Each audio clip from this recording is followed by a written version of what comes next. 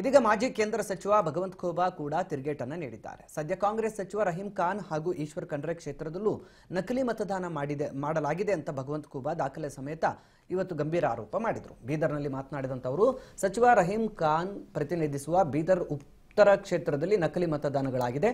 ಜೊತೆಗೆ ಉಸ್ತುವಾರಿ ಸಚಿವ ಈಶ್ವರ್ ಖಂಡ್ರೆ ಅವರು ಬಾಲ್ಕಿ ಕ್ಷೇತ್ರದಲ್ಲಿ ನಕಲಿ ಮತದಾನಗಳು ಆಗಿದೆ ಅಲ್ಲೂ ಕೂಡ ಅಂತ ವೋಟಿಂಗ್ ಪಟ್ಟಿಯನ್ನು ಹಿಡ್ಕೊಂಡು ಇವತ್ತು ಅವರು ಭರ್ಜರಿ ಬ್ಯಾಟ್ ಮಾಡಿದರು.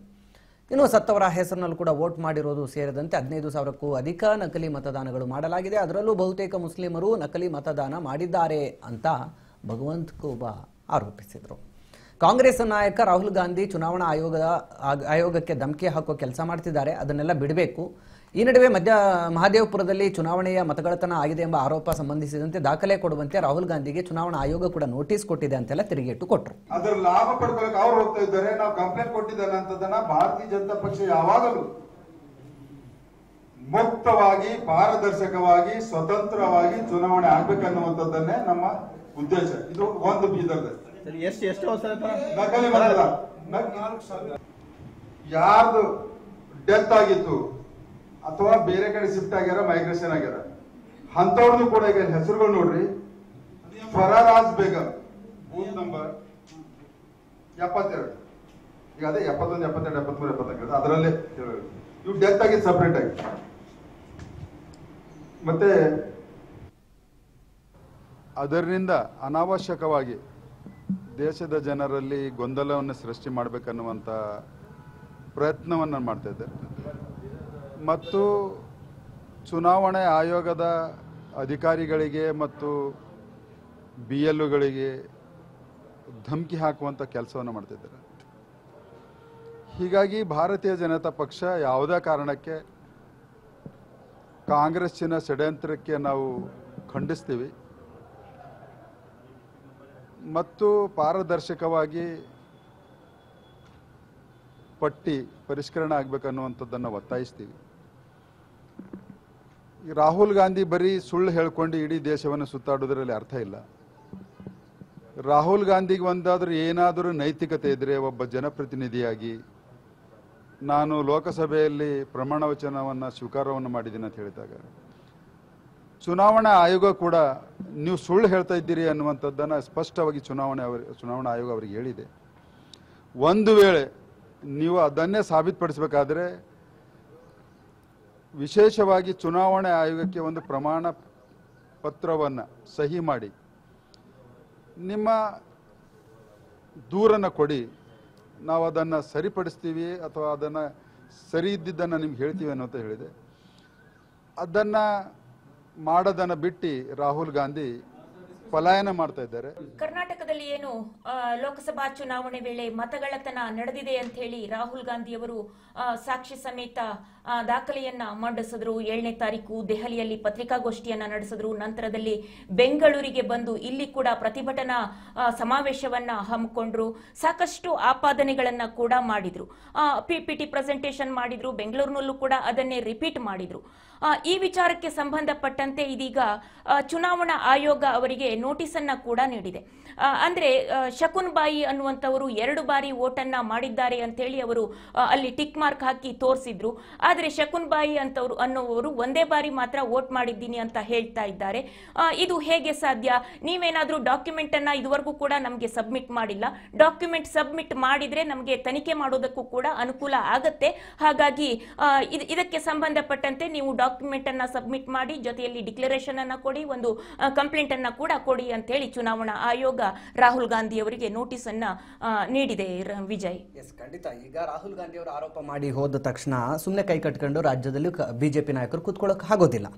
ಈಗ ಅವರು ಇವಾಗ ಒಂದಷ್ಟು ಪಟ್ಟಿಗಳನ್ನು ಇಟ್ಕೊಂಡಿದ್ದಾರೆ. ಎಲ್ಲೆಲ್ಲಿ ಅಕ್ರಮ ಏನು ಈ ರೀತಿ ಇವಾಗೇನು ಅವ್ರು ಅಕ್ರಮ ಮತದಾನ ಆಗಿದೆ, ಕಳ್ಳ ಮತದಾನ ಆಗಿದೆ ಅಂತ ಹೇಳ್ತಿದಾರಲ್ಲ, ಆ ಥರದ ಮತದಾನಗಳಾಗಿದೆ ಅನ್ನುವಂಥ ವಿಚಾರಕ್ಕೆ ಸಂಬಂಧಪಟ್ಟಂತೆ ಈಗ ಕೆದಕ್ತಾ ಹೋಗ್ತಾ ಇದ್ದಾರೆ.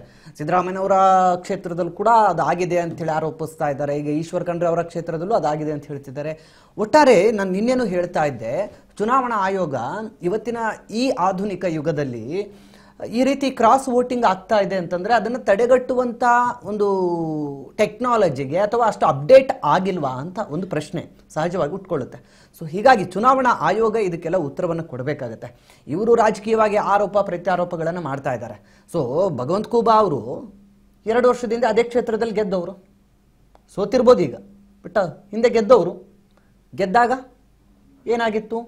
ಅವ್ರಿಗೆ ಕಳ್ಳೋಟು ಬಿದ್ದಿಲ್ವಾ? ಈಗ ಸೋತಾಗೂ ಕಳ್ಳೋಟು ಬಿದ್ದಿಲ್ವಾ ಅವ್ರಿಗೆ? ಈಗ ಅವರು ಸ್ಪರ್ಧೆ ಮಾಡ್ತಿದ್ದಂತ, ಅವರು ಪ್ರತಿನಿಧಿಸಿದಂತ ಕ್ಷೇತ್ರದಲ್ಲೇ ಕೂತ್ಕೊಂಡು ನನ್ನ ಕ್ಷೇತ್ರದಲ್ಲೂ ಕೂಡ ಕಳ್ಳೋಟುಗಳಿದಾವೆ ಅಂತ ತೋರಿಸ್ತಾ ಇದ್ದಾರೆ. ಹೌದೋ ಇಲ್ವೋ? ಅಂದ್ರೆ ಅವ್ರು ಗೆದ್ದು ಸಂಸದರಾಗಿ ಆಯ್ಕೆ ಆಗಿ ಅಥವಾ ಶಾಸಕರಾಗಿ ಆಯ್ಕೆ ಆಗಿ ಸಚಿವರಾಗಿ ಎಲ್ಲ ಆಗಿ ಅದೇ ಕಳ್ಳೋಟಿಂದ ಆಗಿದ್ದಲ್ಲ ಹಾಗಾದ್ರೆ. ಎರಡನ್ನೂ ಒಪ್ಕೊಳ್ಬೇಕಾಗುತ್ತೆ, ನಿಜ ನೀವು ಹೇಳಿದ್ದು. ಸೊ ಹೀಗಾಗಿ ಇವತ್ತು ಯಾರ್ಯಾರು ಹೋಗಿ ಎಲ್ಲೆಲ್ಲಿ ಯಾವ್ಯಾವ ಕ್ಷೇತ್ರದಲ್ಲಿ, ನನ್ನ ಕ್ಷೇತ್ರದಲ್ಲಿ ಕಾಂಗ್ರೆಸ್ ಅವ್ರು ಗೆದ್ದಿದ್ದಾರೆ ಅನ್ನೋ ಕಾರಣಕ್ಕೆ ಅವ್ರು ಕಳ್ಳೋಟಲ್ಲಿ ಗೆದ್ದಿದ್ದಾರೆ ಅಂತಂದ್ರೆ 2 ವರ್ಷದಿಂದ ನೀನು ಕಳ್ಳೋಟಲ್ಲೇ ಗೆದ್ದಿದ್ಯಾ? ಅದಕ್ಕೆ ಚುನಾವಣಾ ಆಯೋಗ ನೋಟಿಸ್ ಅನ್ನ ಜಾರಿ ಮಾಡಿರುವಂತದ್ದು. ಯಾಕೆಂದ್ರೆ ಈಗ 6 ತಿಂಗಳಿಂದ ಸ್ಟಡಿ ಮಾಡಿ, ಅಧ್ಯಯನ ಮಾಡಿ, PPT ಪ್ರೆಸೆಂಟೇಷನ್ ಅನ್ನ ನೀಡಿದ್ರು ಮತ್ತು ಆರೋಪಗಳನ್ನ ಕೂಡ ಮಾಡಿದ್ರು. ದಾಖಲೆಗಳನ್ನ ಇಟ್ಕೊಂಡು ಮಾಡ್ತಾ ಇದ್ದೇನೆ ತಾನು ಅಂತ ಹೇಳಿ. ಹಾಗಾಗಿನೇ ಇದೀಗ ಚುನಾವಣಾ ಆಯೋಗವನ್ನ ನೇರವಾಗಿ ಅವರು ಗಂಭೀರವಾದಂತಹ ಆರೋಪವನ್ನ ಕೂಡ ಚುನಾವಣಾ ಆಯೋಗದ ಮೇಲೆಯೇ ಮಾಡಿರುವಂತದ್ದು. ಬಿಜೆಪಿಯ ಜೊತೆಯಲ್ಲಿ ಕೈ ಜೋಡಿಸಿದೆ ಅಂತ ಹೇಳಿದ್ರು. ಹಾಗಾಗಿ ಆ ಒಂದು ಕ್ಲಾರಿಟಿಯನ್ನ ತೆಗೆದುಕೊಳ್ಬೇಕಾಗಿದ್ದು ಮತ್ತೆ ಆ ಆರೋಪ ಮುಕ್ತ ಆಗಬೇಕಾಗಿದ್ದು ಚುನಾವಣಾ ಆಯೋಗದ ಜವಾಬ್ದಾರಿ ಕೂಡ ಆಗಿರುತ್ತೆ. ಹಾಗಾಗಿ ಅದನ್ನ ತನ್ನನ್ನ ತಾನು ಕ್ಲಿಯರ್ ಮಾಡ್ಕೊಳ್ಳೋ ಸಲುವಾಗಿಯೂ ಕೂಡ ತನಿಖೆಗೆ ಇಳಿಲೇಬೇಕಾಗತ್ತೆ. ಹಾಗಾಗಿ ರಾಹುಲ್ ಗಾಂಧಿ ಅವರಿಗೆ ನೀವು ಡೆಕ್ಲರೇಷನ್ ಅನ್ನ ಕೊಡಿ ಮತ್ತು ಏನೆಲ್ಲ ನಿಮ್ಮ ಬಳಿ ಡಾಕ್ಯುಮೆಂಟ್ಗಳನ್ನ ಅಧ್ಯಯನ ಮಾಡಿ ರೆಡಿ ಮಾಡಿದ್ದೀನಿ ಅಂತ ಹೇಳಿದ್ದೀರಿ, ಆ ದಾಖಲೆಗಳನ್ನ ಸಬ್ಮಿಟ್ ಮಾಡಿ ಅಂತ ಕೂಡ ಚುನಾವಣಾ ಆಯೋಗ ಹೇಳಿರುವಂತದ್ದು. ಆದರೆ ಅವರು ಅದರಿಂದ ಪೀಚೆ ಮೂಡ್ ಅಂತ ಹೇಳಿ ಹೋಗ್ಬಿಟ್ರು. ಮೊನ್ನೆ ದಾಖಲೆಯನ್ನ ಅವರು ಸಬ್ಮಿಟ್ ಮಾಡಲಿಲ್ಲ. DK ಶಿವಕುಮಾರ್ ಮಾತ್ರ ಹೋಗಿ ಮನವಿಯನ್ನ ಕೊಟ್ರು. ಆದ್ರೆ ಮನವಿ ಕೊಟ್ರೆ ಸಾಕಾಗೋದಿಲ್ಲ, ಅದಕ್ಕೆ ಡಿಕ್ಲರೇಷನ್ ಅನ್ನ ಕೊಡ್ಲೇಬೇಕಾಗತ್ತೆ. ಕಾನೂನಿನ ಪ್ರಕಾರ ಯಾವ ರೀತಿಯಲ್ಲಿ ಇರುತ್ತೋ ಅದೇ ರೀತಿಯಲ್ಲಿ ಮುಂದೆ ಹೋಗ್ಬೇಕಾಗತ್ತೆ. ಹಾಗಾಗಿ ಚುನಾವಣಾ ಆಯೋಗ ಇದೀಗ ನೇರವಾಗಿ ರಾಹುಲ್ ಗಾಂಧಿ ಅವರಿಗೆ ನೋಟಿಸ್ ಅನ್ನ ಜಾರಿ ಮಾಡಿರುವಂತದ್ದು. ಯಾಕೆಂದ್ರೆ ಬರೀ ಆರೋಪವನ್ನ ಮಾಡುವಂತದ್ದು ಹೋಗುವಂತದ್ದು ಆಗಬಾರದು. ಈಗ ಟೆಕ್ನಾಲಜಿ ಎಷ್ಟೊಂದು ಮುಂದುವರೆದಿದೆ. ಯಾರು ಕೂಡ ಕಳ್ಳ ಮತದಾನವನ್ನ ಮಾಡೋದಕ್ಕೆ ಸಾಧ್ಯ ಆಗೋದಿಲ್ಲ. ಬ್ಯಾಲೆಟ್ ಪೇಪರ್ ಅಲ್ಲಾದ್ರೆ ಸಾಧ್ಯ ಆಗ್ತಿತ್ತೇನೋ ಕಳ್ಳ ಮತದಾನವನ್ನ ಮಾಡೋದಕ್ಕೆ. ಆದ್ರೆ ಇದೀಗ ಎಲೆಕ್ಟ್ರಾನಿಕ್ EVMಗಳು ಇರೋದ್ರಿಂದ ಹ್ಯಾಕ್ ಮಾಡೋದಕ್ಕೂ ಕೂಡ ಸಾಧ್ಯ ಆಗೋದಿಲ್ಲ. ಎಂತೆಂತ ಹ್ಯಾಕರ್ಸ್ಗಳು ಬಂದು ಅದನ್ನ ಚಾಲೆಂಜ್ ಮಾಡಿ ಸಾಧ್ಯ ಆಗದೆ ಬಿಟ್ಟಿದ್ದಾರೆ. ಅದು ಎಲ್ರಿಗೂ ಕೂಡ ಗೊತ್ತಿರುವಂತಹ ವಿಚಾರ. ಹಾಗಾಗಿ ಸುಪ್ರೀಂ ಕೋರ್ಟ್ ಕೂಡ ಹೇಳಿದೆ, ಇದು ಉತ್ತಮವಾದಂತಹ ಒಂದು ತಂತ್ರಜ್ಞಾನ, ಇದನ್ನ ಬಳಕೆ ಆಗಬೇಕು, ಇದರೊಳಗೆ ಯಾವುದೇ ಅನ್ಯಾಯವನ್ನ ನಡೆಸೋದಕ್ಕೆ ಸಾಧ್ಯ ಆಗೋದಿಲ್ಲ. ಹಾಗಾಗಿ ಇದು ಸೂಕ್ತವಾದಂತದ್ದು ಅಂತ ಅದು ಕೂಡ ಹೇಳಿದೆ. ಹಾಗಾಗಿ ದೇಶದಲ್ಲಿ ಇಷ್ಟೊಂದು ಬೃಹತ್ ಪ್ರಮಾಣದಲ್ಲಿ ಅತಿ ದೊಡ್ಡ ಡೆಮೋಗ್ರಫಿ ಇರುವಂತಹ ದೇಶದಲ್ಲಿ ಎಲೆಕ್ಷನ್ಗಳು ನಡೆಯುತ್ತೆ ಒಂದೇ ಹೊಡೆತಕ್ಕೆ ಅಂದ್ರೆ ನಡೆಯುತ್ತೆ. ಈ ರೀತಿಯಾಗಿ 1 ತಿಂಗಳು 2 ತಿಂಗಳೊಳಗಡೆ ನಡೆದೋಗುತ್ತೆ ಅಂತಂದ್ರೆ ನಮ್ಮ EVMನ ಪಾತ್ರ ಕೂಡ ಇದರೊಳಗೆ ಇರುವಂತದ್ದು. ಮೊದಲು ಕೂಡ ಆಗ್ತಿತ್ತು, ಆದ್ರೆ ಇವಾಗಂತೂ ಇನ್ನೂ ಹೆಚ್ಚಿನ ಪ್ರಮಾಣದಲ್ಲಿ ನ್ಯಾಯಯುತವಾಗಿ ಮತದಾನ ಆಗೋದಕ್ಕೆ ಸಾಧ್ಯ ಇದೆ. ಹೀಗಿರುವಂತಹ ಸಂದರ್ಭದಲ್ಲೂ ಆರೋಪವನ್ನ ಮಾಡ್ತಾರೆ ಅಂತಾದ್ರೆ ಖಂಡಿತವಾಗಿಯೂ ಅವರು ತಮ್ಮ ಆರೋಪಗಳಿಗೆ ಏನೆಲ್ಲ ದಾಖಲೆಗಳಿದೆ ಅದನ್ನ ಸಬ್ಮಿಟ್ ಮಾಡಬೇಕು. ಅದನ್ನ ಒಂದು ತಾರ್ಕಿಕ ಅಂತ್ಯವನ್ನ ಕಾಣಿಸಬೇಕು. ಮುಂದೆ ಯಾವುದೇ ರೀತಿಯಾದಂತಹ ಅಕ್ರಮಗಳು ಆಗದಂತೆ ಕ್ರಮವನ್ನ ವಹಿಸಬೇಕಾದದ್ದು ಅವರ ಕರ್ತವ್ಯ ಕೂಡ ಆಗಿರುತ್ತೆ. ವಿರೋಧ ಪಕ್ಷದ ನಾಯಕರಾಗಿ ತಾನು ಹೇಳಿದ್ದೇ ಸತ್ಯ ಅಂತೇಳಿ ಸಂವಿಧಾನವನ್ನ ಹಿಡಿದುಕೊಂಡು ಮಾತನಾಡಿದ್ರೆ ಸಾಧ್ಯ ಆಗೋದಿಲ್ಲ. ಯಾಕೆಂದ್ರೆ ನಾನು ವಿರೋಧ ಪಕ್ಷದ ನಾಯಕ, ಸಂವಿಧಾನದಲ್ಲಿ ಅಂದ್ರೆ ಜನರಿಂದ ಆಯ್ಕೆಯಾಗಿ ಬಂದವನು, ಸಂಸದ. ಹಾಗಾಗಿ ನನ್ನ ಮಾತೆ ಶಾಸನ ಅಂತಂದ್ರೆ ನಡೆಯೋದಿಲ್ಲ. ಅವರು ಕೂಡ ಕಾನೂನಿನ ರೀತಿಯಲ್ಲೇ ಮುಂದುವರಿಬೇಕಾಗತ್ತೆ. ಹಾಗಾಗಿ ಚುನಾವಣಾ ಆಯೋಗಕ್ಕೆ ಅವರು ದಾಖಲೆಗಳ ಸಮೇತ ಕಂಪ್ಲೇಂಟ್ ಅನ್ನ ರಿಜಿಸ್ಟರ್ ಮಾಡಬೇಕಾಗತ್ತೆ. ಜೊತೆಯಲ್ಲಿ ಡಿಕ್ಲರೇಷನ್ ಅನ್ನ ಕೂಡ ಕೊಡಬೇಕಾಗತ್ತೆ.